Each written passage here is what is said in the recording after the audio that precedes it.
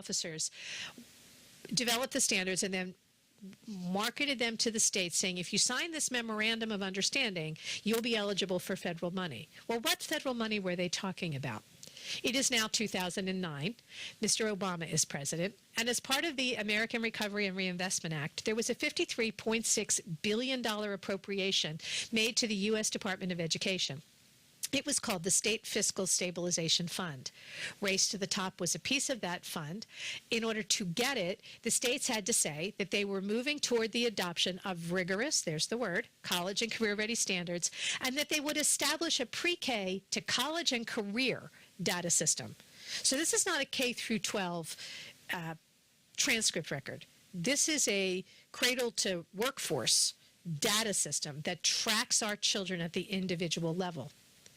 The states, as part of their package to get the money, had to sign what was called an assurances page. And part of the assurance was that they would establish this longitudinal data system and that it would include all of the elements described in federal legislation called the America Competes Act. This is the workshop that the federal government held on how to do the statewide longitudinal data system.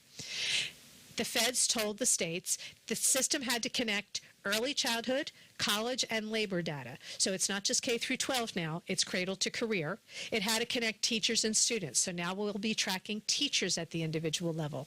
It had to make the data available to researchers and to public stakeholders. Public stakeholders, as defined by the new regulations surrounding the Federal Education Rights and Privacy Act, included anyone with what was called a legitimate educational interest in the schools, including vendors. How did we know? They filled out a form and submitted it claiming that they had that interest, and that was all they had to do. The data had to be able to cross state lines, meaning every state had to use the same codes for every piece of the data system. So there's really only one data system with one set of codes, or it won't be able to cross state lines. And the data had to be useful at every level.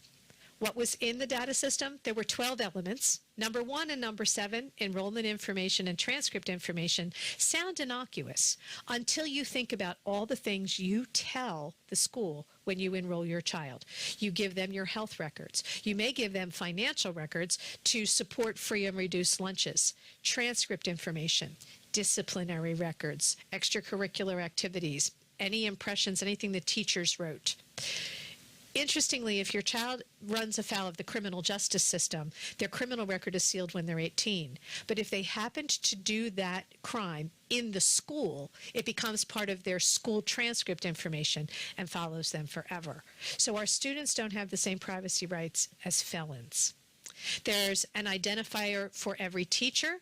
State assessment scores are continued. The ability has to be able to be shared from preschool through college, so everyone is using the same system with the same codes and the same numbers so that we can share the data straight through, and every child has an identification number that will follow him or her throughout their process in this system.